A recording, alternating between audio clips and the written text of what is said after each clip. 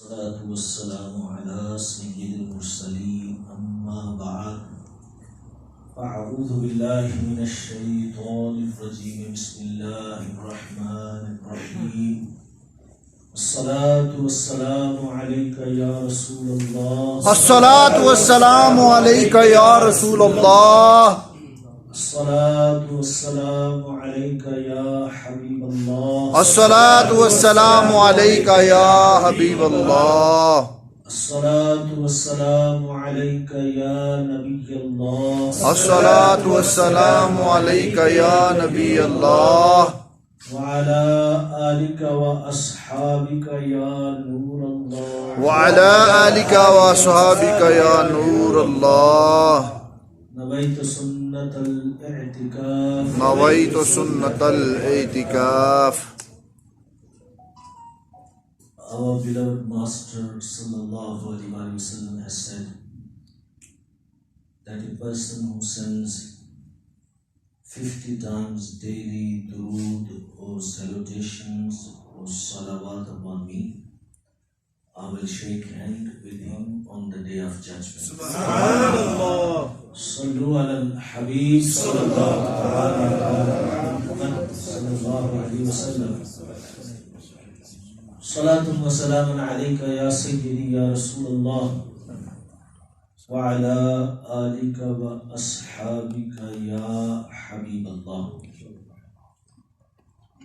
Respected elders, dearest brothers in Islam,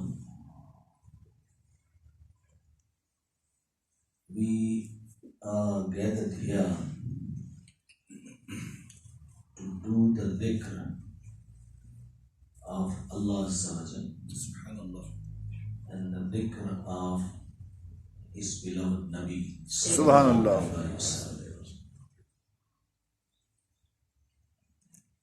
When we use this phrase dhikr, most people think dhikr means once a week you get together with your silsila brothers and you read an Arabic name of Allah like Allahu, Allahu, or Kalima Sharif, La ilaha illallah, or Illallah, Illallah. And there are other phrases which people use when they do dhikr. And this is the commonly understood that this is what zikr means. When we talk about the dhikr of Allah, you translate dhikr of Allah, remembrance of Allah. Remembrance of Allah is very comprehensive. It's not just repeating the name of Allah or certain holy words. Remembrance of Allah means that you should remember that He is Almighty. You should remember that He controls the entire universe. You should remember that we should trust Him alone. You should remember that He is the best to take revenge. You should remember that He is capable of punishing the culprits, the sinners, the disbelievers, those who leave the main path of Muslims and they form small groups to cause problem in the mainstream understanding and beliefs of Islam. If you eat up the inheritance of your brother, your sister, you let down your customers, you cheating people in your business. When you say dhikr of Allah, all these things must come into your mind. That Allah is there who's going to establish the judgment. And nobody can escape His judgment. His appointed angels do not miss anything. What you say, what you do. Even your own organs will stand up against you on the day of judgment if you have disobeyed Him. This is the meaning of remembrance of Allah.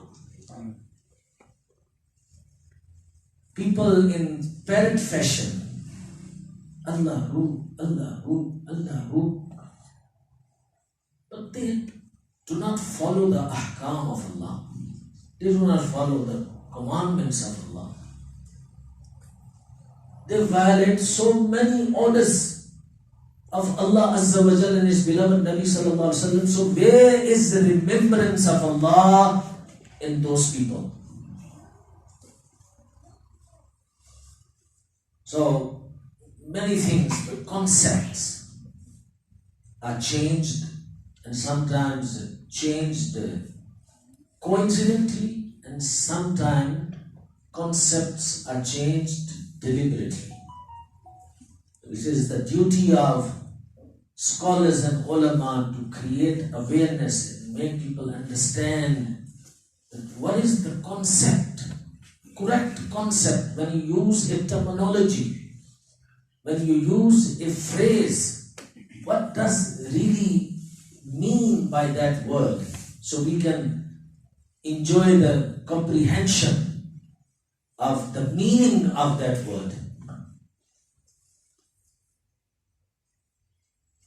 Those who remember Allah, I'm not saying that if once a week you get together under your silsila programs and then you do Allahu Allahu is not a zikr. I have not said that. So please, somebody must not misinterpret and go and say that it happened a lot of times. When you touch the sensitive issues, then a lot of people, sometimes because they don't have the capacity to understand the deeper discussion, or sometimes conveniently, because they don't like you and they're just waiting for an opportunity, so they go and spread rumors. Making dhikr with tongue is also zikr. Okay? But I try to explain you the comprehensive understanding of dhikr of Allah. And when you do the dhikr of Allah, when you remember Him, He remembers you.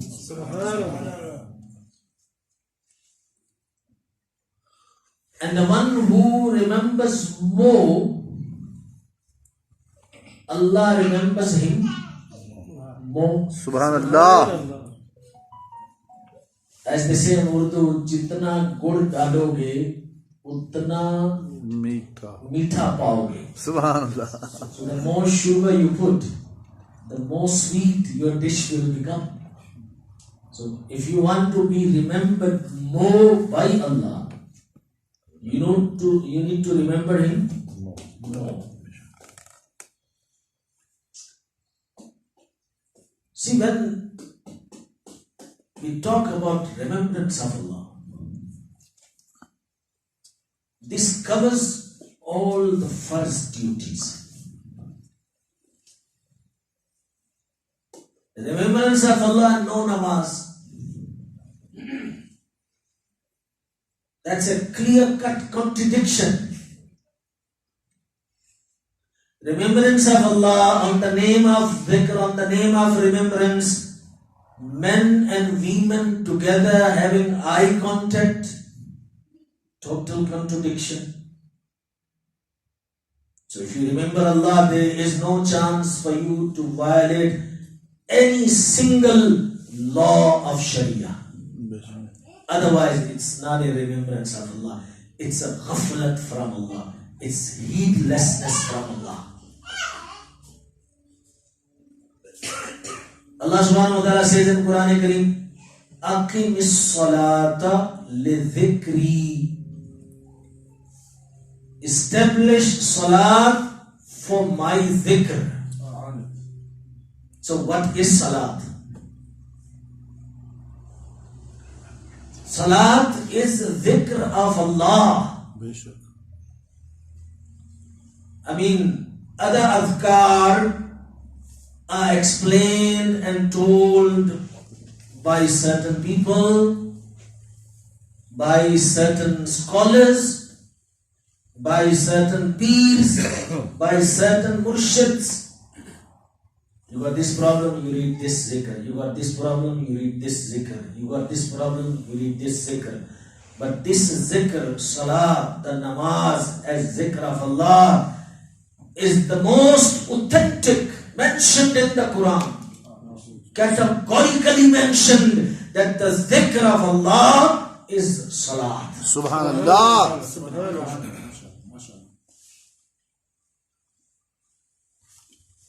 And then, as I said, that if you do his zikr,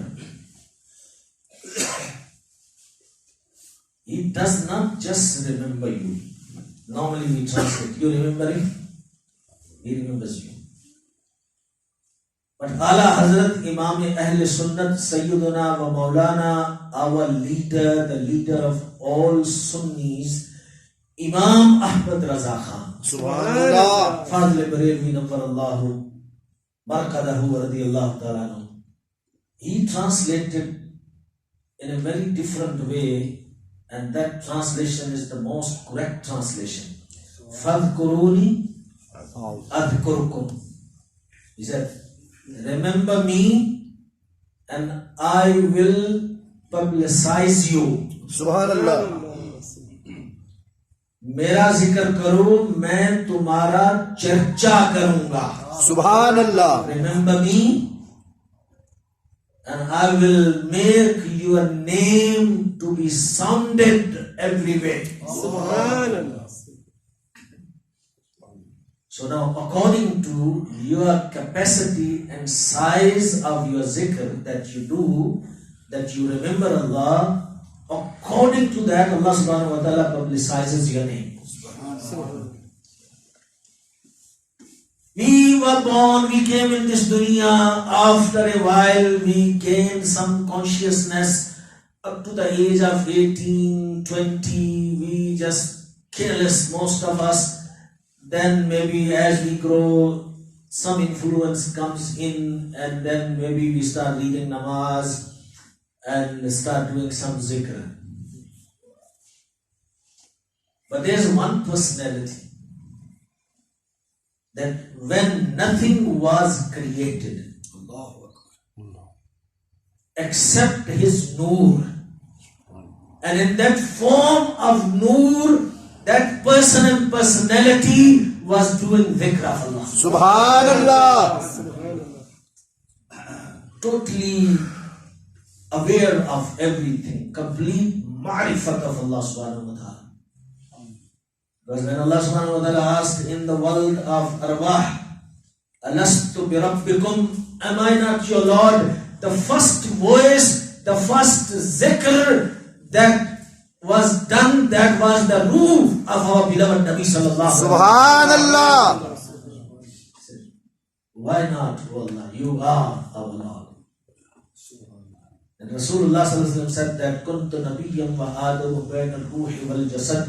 When Adam alayhi salam was between the soul and the body, I was Nabi at that time. Subhanallah. It does not mean Nabuwat was written in my taqdeer.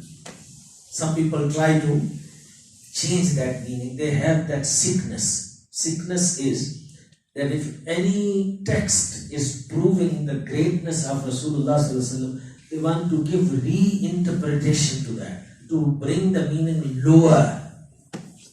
So they say, no, it means that in the taqdeer of Allah, or in the plans of Allah, he was Nabi. So we say, then what was so special? Because every other Nabi was Nabi in the plan of Allah, in the taqdeer of Allah. So why then Rasulullah sallallahu alaihi wasallam must come and tell us that I was Nabi at that time when Adam alayhi salam was between the soul and the body? So that means that it's a great virtue. So he mentioned it as a great virtue. So great virtue can only be proven if that position was granted him. So if he was Nabi, did he not have ma'rifat of Allah, the recognition of Allah at that time? He did. That time in the form of ruh, there was no namaz, there was no zakat, there was no hajj, there was no fasting. So what kind of ibadat that Prophet of Allah was doing before the creation of Adam alayhi salam, that was to remember Allah. Allah. So who remembered Allah the most? Can you answer that question? Our beloved Rasul sallallahu alaihi wasallam. Beloved Rasul. So what's the reward according to the translation of Ala Hazrat? Subhanallah. You remember me, I will publicize you. And our Nabi sallallahu alaihi wasallam remembered Allah subhanahu wa ta'ala the most. Beshak, Subhanallah. Therefore Allah subhanahu wa ta'ala publicized the name of our Nabi sallallahu alaihi wasallam the most. Subhanallah. Nara takbir. Nara risalat. Sarkar ki amad. Dildar ki amad. Makki ki amad. Madani ki amad. Marhaba ya Mustafa. Marhaba ya Mustafa. Marhaba ya Mustafa. So now, that is the relationship of Rasulullah sallallahu alaihi wasallam with Allah subhanahu wa ta'ala. And that must happen. Allah subhanahu wa ta'ala is making charcha of Rasulullah sallallahu alaihi wasallam, publicizing Rasulullah sallallahu alaihi wasallam. Can anybody stop that? No. That's the work of Allah. That's the reward that Allah gives according to the amount of zikr that His creation does. And there is nobody except our Rasul sallallahu alaihi wasallam who has done that much zikr of Allah. So therefore, when Hazrat Adam alayhi salam was created, soul was put into his body, and then he was taken towards the heavens. The first stop was at Arsh. Arsh of Allah. He says, when I looked at the Arsh, I saw something was written. And he read that. And it's in the hadith. Hazrat Imam Bahqi radiallahu ta'ala reports this hadith in a famous book, Shu'abul Iman. And he says, when I looked at the Arsh of Allah, Kana maktuban ala saqil arshi, La ilaha illallah Muhammadur Rasulullah. Subhanallah. I saw it was written on the pillars of throne of Allah, La ilaha illallah Muhammadur Muhammad Rasulullah. Rasulullah sallallahu alaihi wasallam. That's publicizing. Before even Adam alayhi salam is created, his name is sounding. Subhanallah. His name is sounding at that place where nobody's name except the name of Allah reaches. All your famous people in the world, they are only famous on the dunya, in the newspapers of the dunya, in the magazines of the dunya, in the history of the dunya. Nobody knows them or talks about them on the first heaven or second heaven or third heaven or on the arsh. on the arsh, whose name is there? Our beloved Nabi Sallallahu Alaihi Wasallam. The one who made most zikr of Allah. Subhanallah. That's a reward. Charcha. Then he says, I went to Jannat. He said, Kana maktuban ala babil Jannati. La ilaha illallah Muhammadur Rasulullah. Sallallahu I saw it was written on the door of Jannat. La ilaha illallah Muhammadur Rasulullah. Charcha, publicizing, name is being sounded. Then he says, the angels took me into Jannat. And I saw something is written. Kana maktuban ala awraqi ashjaril jannati. Subhanallah. La ilaha illallah Muhammadur Rasulullah. Subhanallah. I saw it was written on the leaves of trees of Jannah. La ilaha illallah Muhammadur Rasulullah. Subhanallah. You know how many trees are in Jannah? Can I tell you why Jannah is called Jannah? Because there are so many trees. Subhanallah. Jannat means hidden. What's the meaning of Jannah? Hidden. That's why Jinn is called Jinn. Because he is Hidden. hidden. So they might be here listening the bayan right now. Some good Muslim jinns, Sunni jinns, who believe in Milad. Because in jinns there are, sectarianism. There are Sunnis, Wahhabis, Shias, all those kind of things. So the Sunni jinns who say, Ya Nabi Salaam Alaikum. Oh. They also around. They Subhanallah. definitely listening this bayan. Subhanallah. They might be making naraz even, because you can't see them, you can't hear them. So that's the meaning of jinn. It's from the same root word, jinn, jannat. So it's called jannat because there are so many trees that they cover the land of Jannat. Subhanallah. Subhanallah. There's so many trees that at many places you are unable to see the ground. So can you imagine how many leaves must be there on the trees of Jannah? Subhanallah. And on every tree what is written? La ilaha. According to the evidence of Hazrat Adam. Adam alayhi salam, who went to Jannat and saw with his own eyes and then came back and he gave that shahada. Subhanallah. It's not an imaginary shahada. And then it got related to the ummah via the blessed and truthful tongue of our Nabi sallallahu alaihi wasallam. Subhanallah. So who can deny that? So fazkuruni azkurkum.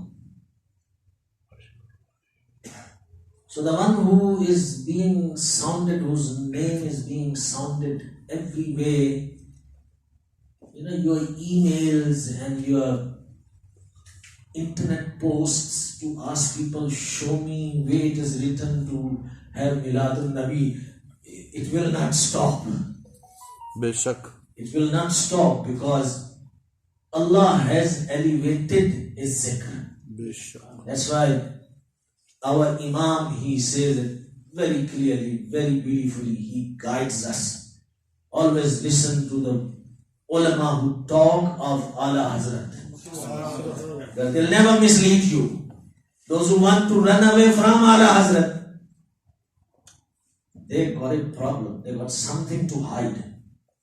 Especially if they have link with subcontinent. They know who's Ala Hazrat. For them to run away from Ala Hazrat and quoting this one and quoting that one, I'm very sensitive. I immediately pick up. There's a sickness in this person. So Ala Hazrat says, mit gaye, Subhanallah. मिटते हैं, Beshak. मिट जाएंगे, Beshak. Haq hai. आदा तेरे, Haq hai. न मिटा है, न मिटेगा कभी चर्चा. Subhanallah. Subhanallah. A'da means enemies. What's the meaning of A'da? Enemies. he says, your enemies were destroyed. So those who are in the past, they got destroyed. They were destroyed. Mitte hain in the present tense. So those who are your enemies, they are being destroyed. Of course, there will be enemies in the future. Mit jayenge. That's the future. So they will be destroyed. So your enemies were destroyed. Your enemies are being destroyed. Your enemies will be destroyed. न मिटा है, न मिटेगा कभी चर्चा तेरा. सुभान अल्लाह. As far as your publicizing is concerned, charcha, he used the word charcha again. As far as sounding of your name is concerned in the whole universe, it was never destroyed and it will be never destroyed. Inshallah Azza wa Jal. And that's haq. बेशक. So Miladun Nabi Jalsa links you very strongly, emotionally with Rasulullah Sallallahu Alaihi Wasallam. So don't give up this. Milad celebration is two types. One kind of celebration we do on daily basis. And one kind of celebration we do once a year, mostly. And the celebration that we do once a year, that is verbal. And the celebration we do every day, that is practical. Subhanallah. So how can you stop Milad celebration? I'll show it to you, prove it to you, how we celebrate. Okay, once a year we get together, we call people, we call Nath Khan, we call Maulana to give lecture. You read Salatu Salam and you make dua, you feed langar. Isn't that when you say Miladun Nabi, what comes in your mind? Miladun Nabi Jalsa, Miladun Nabi celebration, Jashn-e Miladun Nabi, all these words are used. When you hear these words or when you speak these words, what it means?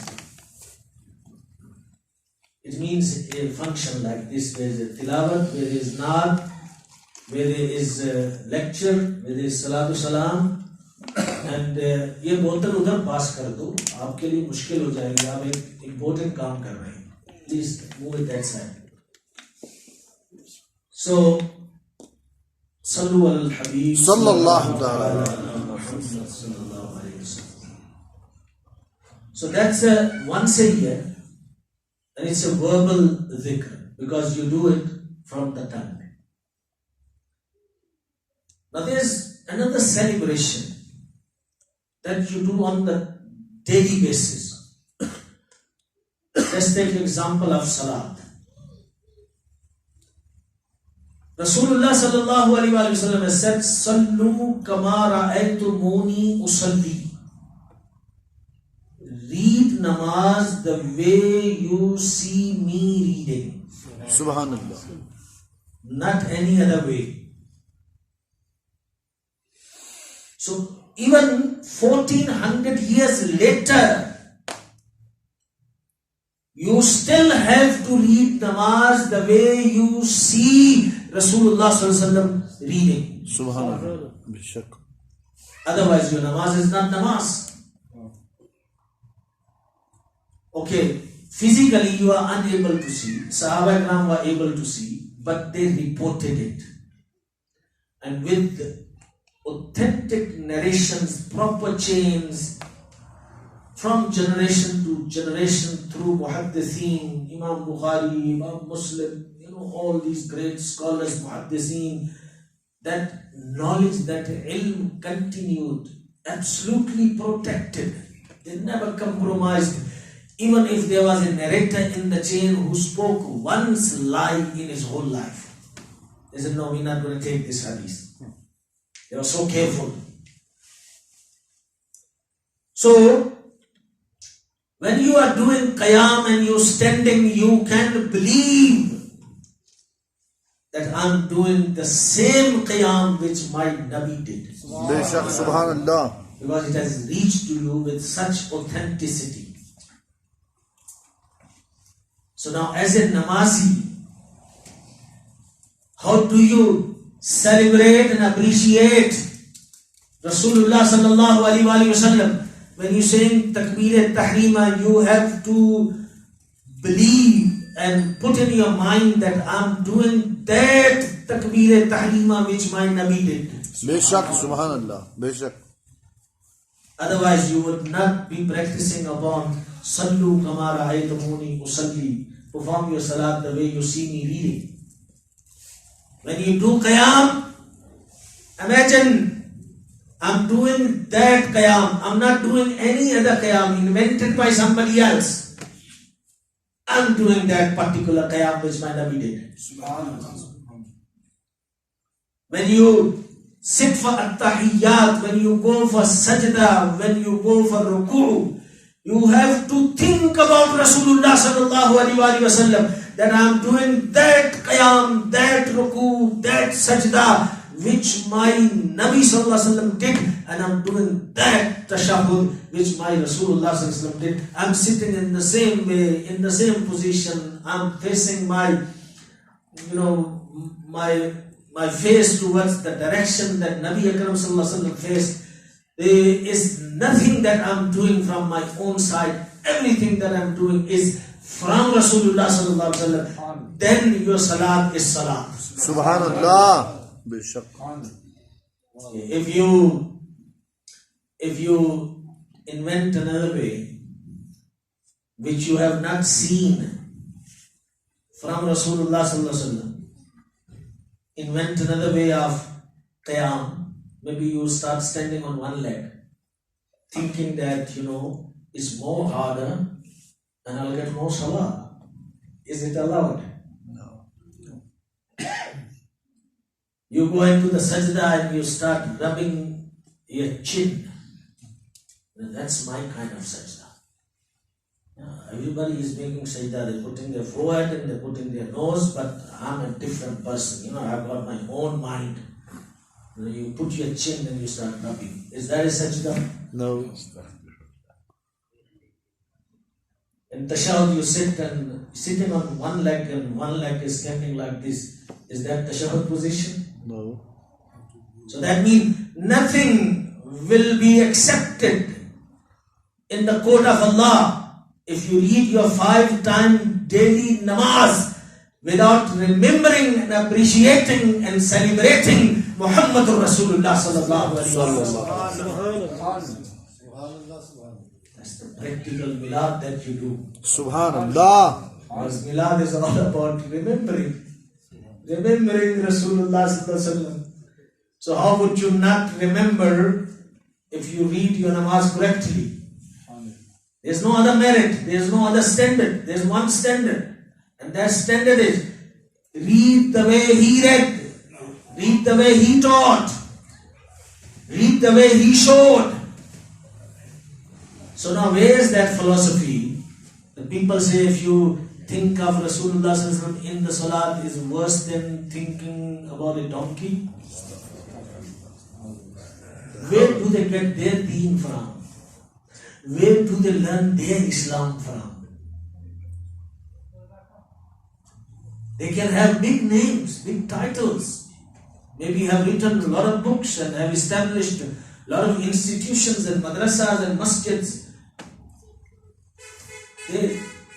They are nothing in the court of Allah Azza wa Jal because they have brought something contrary to the real deen. Real deen tells you you cannot put your mind away from Rasulullah sallallahu alaihi wasallam when you read in namaz. And here somebody tells you if you think of Rasulullah sallallahu alaihi wasallam, your namaz breaks and It's worse than thinking about your donkey, about an ox, and even a lot of other bad things they have said, that it's it's painful to bring them on the tongue. And then see, at-tahiyyat. If you are lost in dunya and you're reading your namaz and only after you made salam, then you realize that you were in namaz. A lot of people's namaz is like that. Allahu Akbar. You ask them which surah the Imams have read, 80% don't know. His minds are so occupied with thoughts of dunya, with this and with that. And very few know that when they were in the namaz, they remembered what was their position, what was their condition. So they are khashi'een.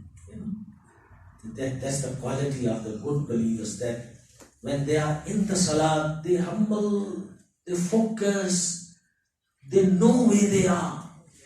They know they are presented in the court of Allah Azza wa Jal. So their kafiyat is totally different. They're not worldly people when they're there. They're godly people when they're there.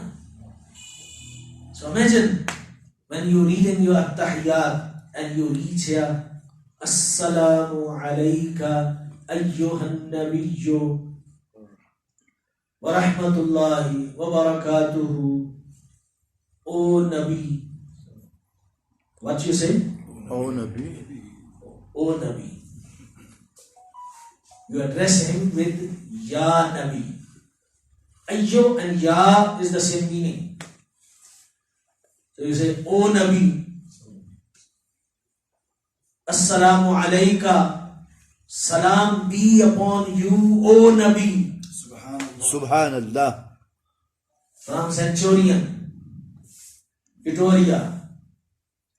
How far is Medina from here? Very far. I think Google will tell you.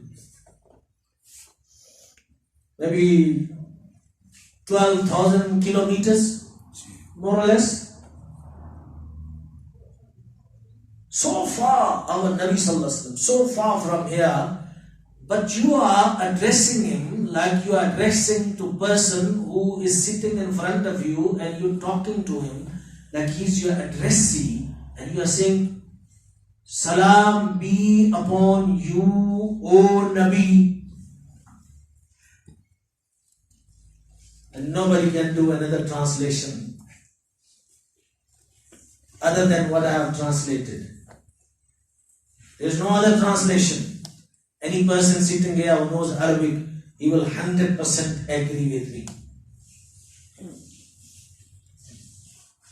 Ayyo, the word ayyo is from huruf nida, like ya, o, ayyo is also for that. Then ha is added, so it becomes ayyu, ha, and then alif lam, because it's a huruf shamsi, so alif lam is not read, so ha joins with noon, so it's read ayyuhan nabiyyu. I'm telling you the rules of Arabic and Madani Qaida as well. Because huruf shamsi and huruf qamri you learn in Madani Qaida. Subhanallah. So now imagine if you are a good namazi, if you are conscious about your salat and you focus, and you say, O Nabi, salam be upon you, would you think about him or would you not think about him? Think about it. Think about him. If you are aware, if you are conscious, you know what you're reading, what it means. So how can you read a namaz without thinking? Rasulullah sallallahu alaihi wasallam.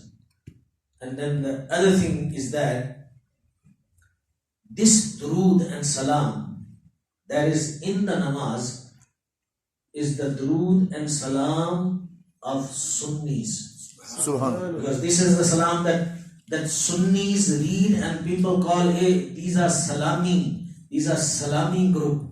Alhamdulillah, salami are only those people who are namazi. And namazis are those people who are salami. Subhanallah. That's their connection. If they are real namazi, I mean, imagine in the namaz you say, "O Nabi, salam be upon you. O Nabi, peace be upon you. O Nabi, blessings be upon you." He's 12,000 more or less kilometers away from you. Then what type of deen it is that it is allowed in the salat, but it is shirk outside the salat? I mean, you read salami with that word ya.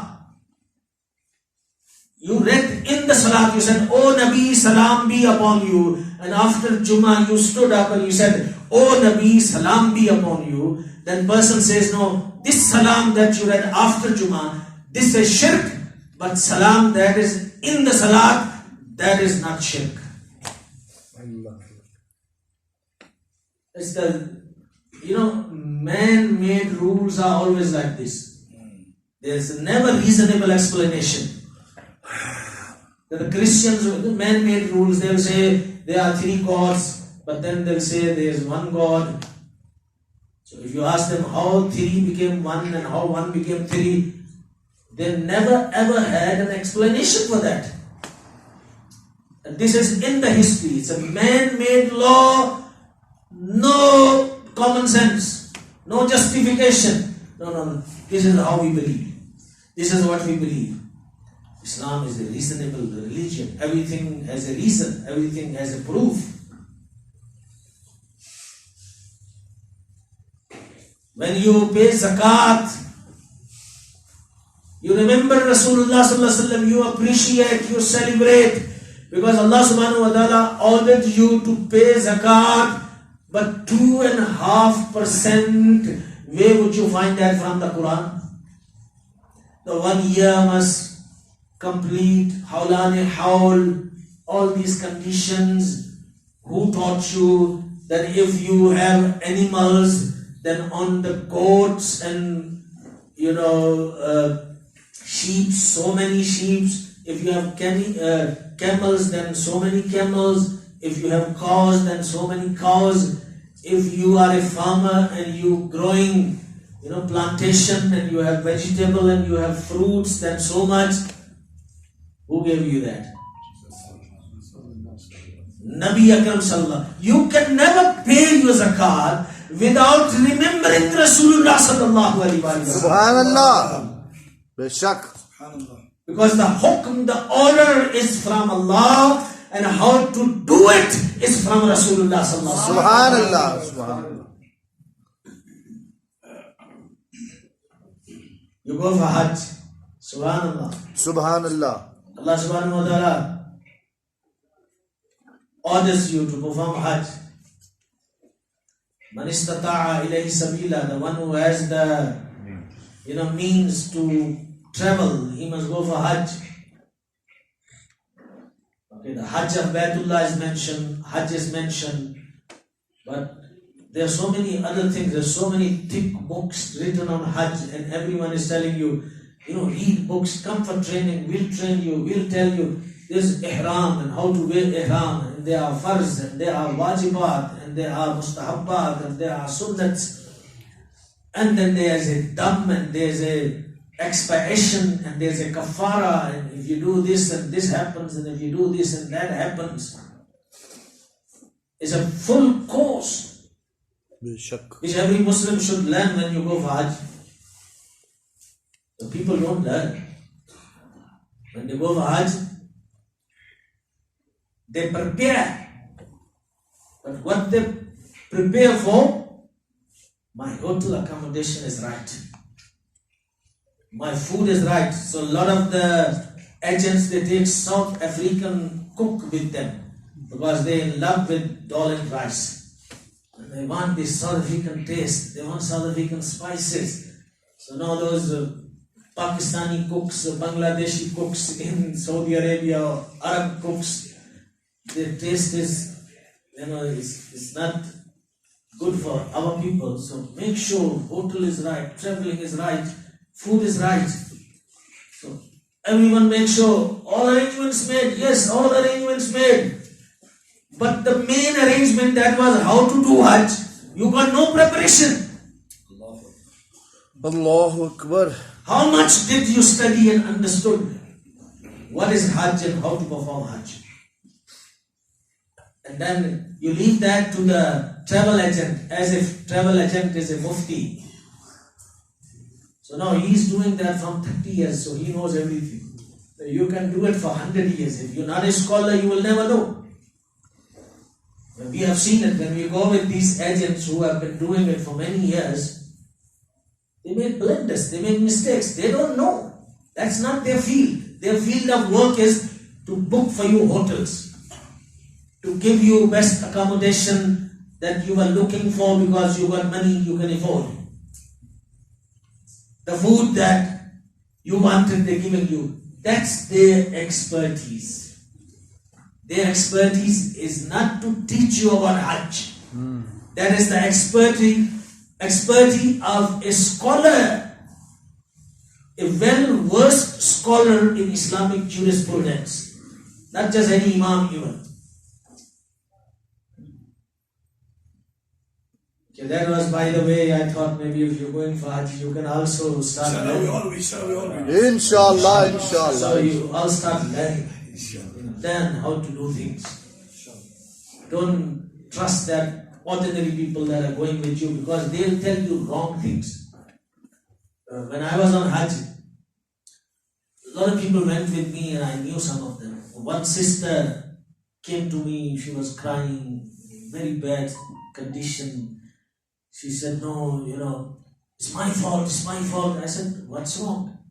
She said, no, my husband is in hospital and I forced him to come with me to Haram, from hotel to the Haram. It was just 2 streets away.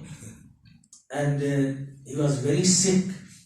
But because I forced him and he came and he felt so ill that we had to rush him to hospital. So now she doesn't know what's happening.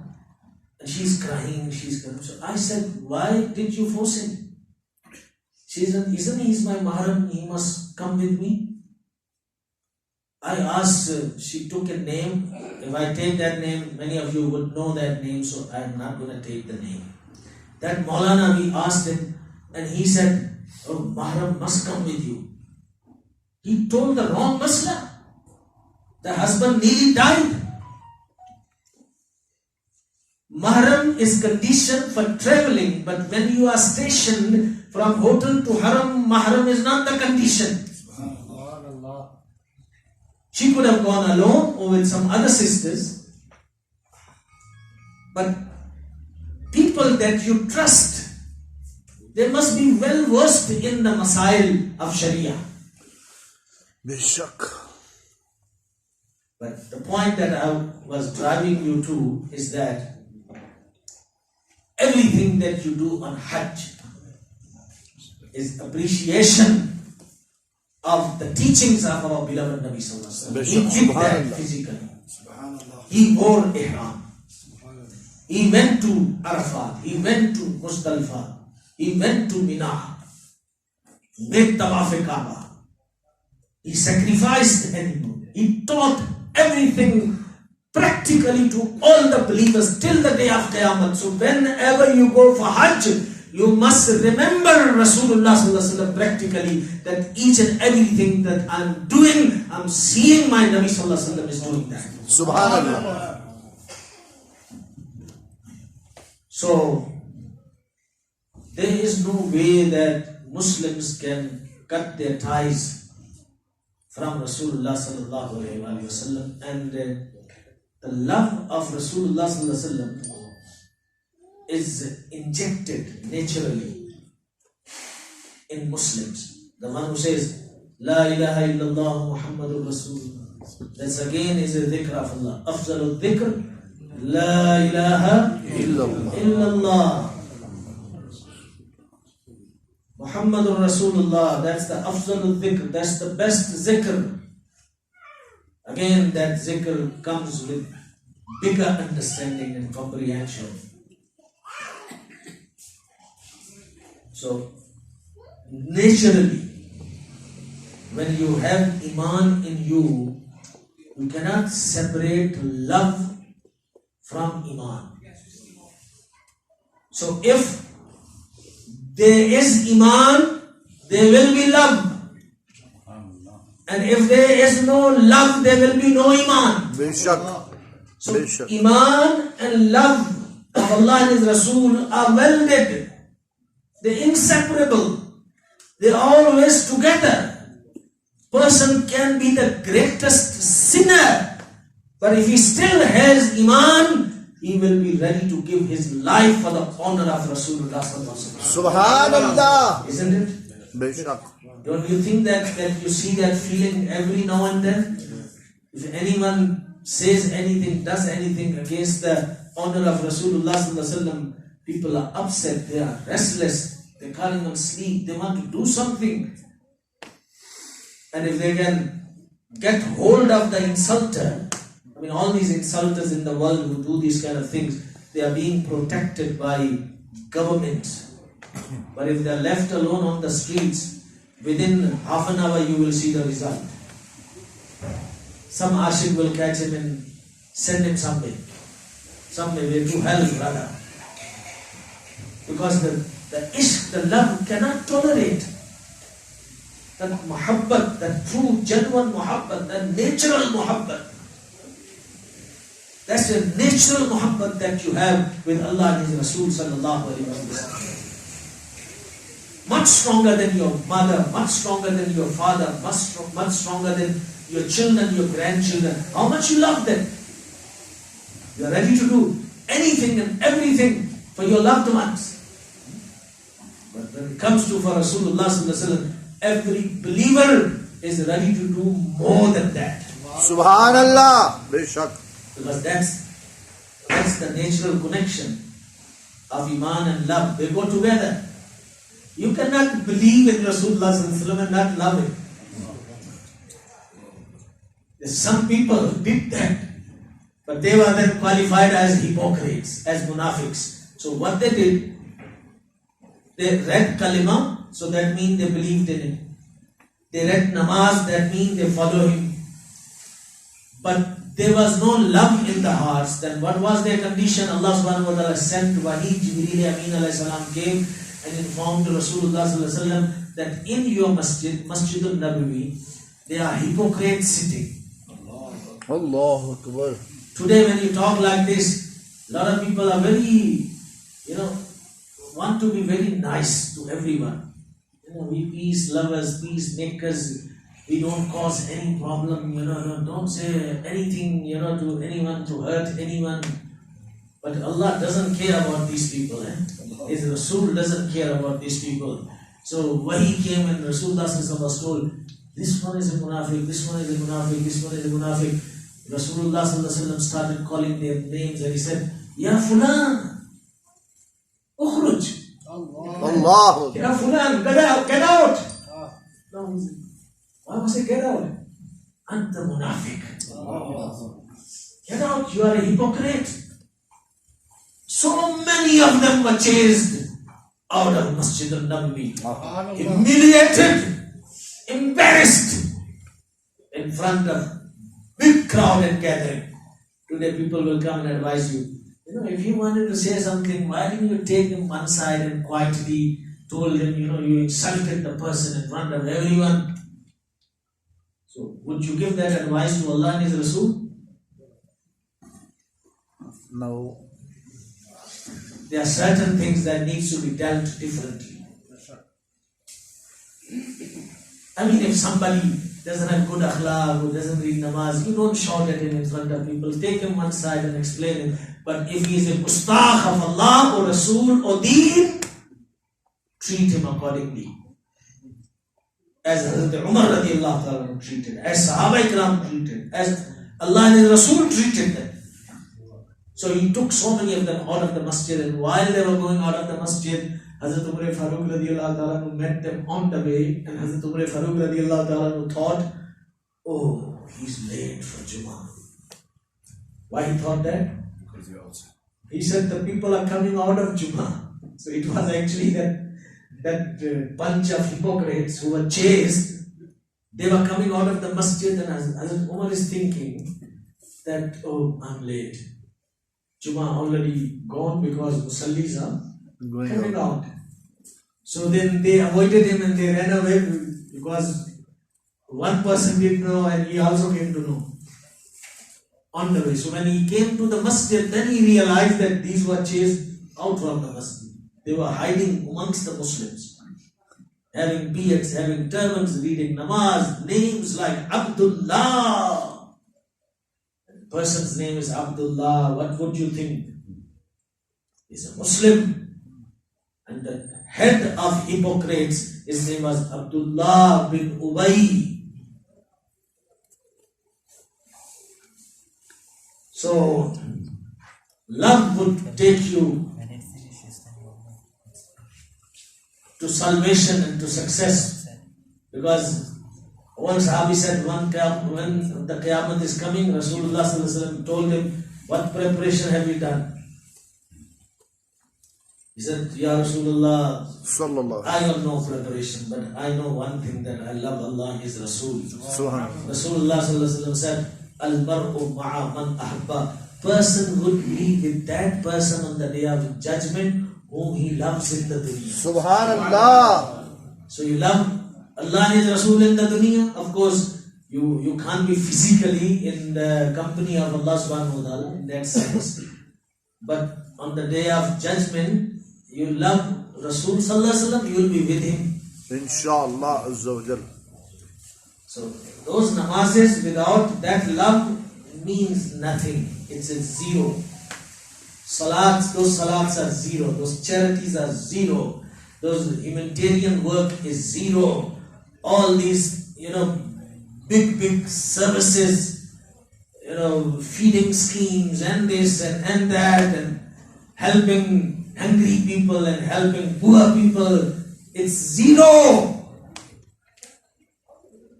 If that connection with Allah and His Rasul is not there. Because akhirat is good for the believers. Akhirat is not good for the non-believers. وَالْعَاقِبَةُ لِلْمُتَّقِينَ. It means that akhirah is good. Aqibat is good for the believers. So we make dua that with the sadaqah of Milad al-Nabi sallallahu alaihi wasallam, Allah subhanahu wa ta'ala give us understanding the deeper meanings of our deen, and may we always make the dhikr of Allah and dhikr of Rasulullah sallallahu alaihi wasallam by our tongue and by our practices. Jazakumullah wa ma alayna illa al-balagh.